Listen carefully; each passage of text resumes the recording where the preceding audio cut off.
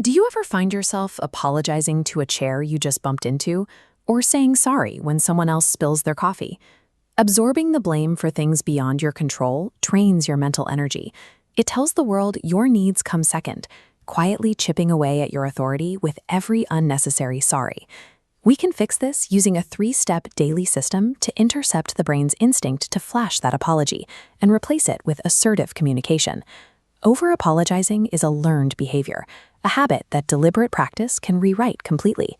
To stop the habit, we have to look past the apologies and uncover why your brain defaults to them in the first place. For many, the answer lies in childhood. A high-conflict home or constant criticism teaches a child to prioritize peace over expression as a way to stay safe. Psychologists recognize this reflex as a defense mechanism, a direct response to a deep-seated fear of conflict.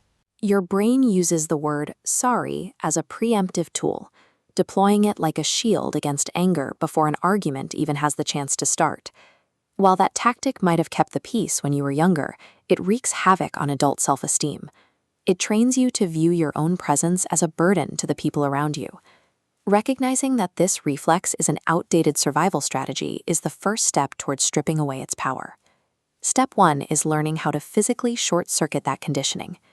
The next time you feel the urge to apologize for something harmless, keep your mouth closed and mentally count to 3. This delay gives your brain a window to think. It interrupts the automatic defense mechanism, stopping the reflex before it translates into speech. Be prepared. Holding back a habitual apology feels uncomfortable at first. You will likely feel a spike of anxiety urging you to break the silence. Let that anxiety pass. Mastering this impulse control is the foundation. Without the pause, you cannot build a new pattern of communication. Once you have mastered the pause, you can change your words. Instead of defaulting to self-deprecation, shift your framing toward external appreciation. If you are running behind schedule, swap the guilty, "sorry I'm late," for a pivot, "thank you for waiting." You can apply this anywhere. If you catch yourself about to say, "sorry for talking so much," try, "I appreciate you listening to me." This linguistic pivot instantly alters the power dynamic. By removing the apology, you stop subconsciously lowering your social status in the eyes of the listener. Expressing gratitude instead of guilt transforms a moment of perceived weakness into a positive interaction built on shared respect. The final habit addresses unavoidable moments where you must set a boundary or navigate a real disagreement. Rely on a 3-part formula: state the feeling, identify the trigger, and assert the need.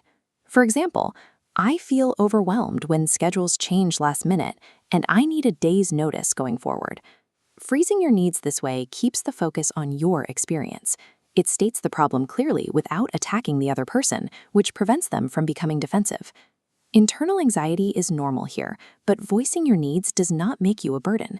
Your requirements for a healthy environment are valid. There is a sharp line between being assertive and being aggressive. Requesting what you need to work or live comfortably is a healthy boundary, not a hostile act. Maintaining these boundaries preserves the long-term health of your relationships. Constant unearned apologies only bury issues, eventually breeding hidden resentment. You now have the complete toolkit: the pause, the gratitude pivot, and the I statement. Chronic apologizers often have high empathy. That is a psychological gift, but it requires a protective framework to ensure it isn't taken advantage of. You never have to apologize simply for existing. Your challenge for today is simple. Deploy the gratitude pivot once. Swap one reflexive apology for a clear expression of thanks. Reclaiming your voice doesn't require a massive confrontation. Choosing assertive communication over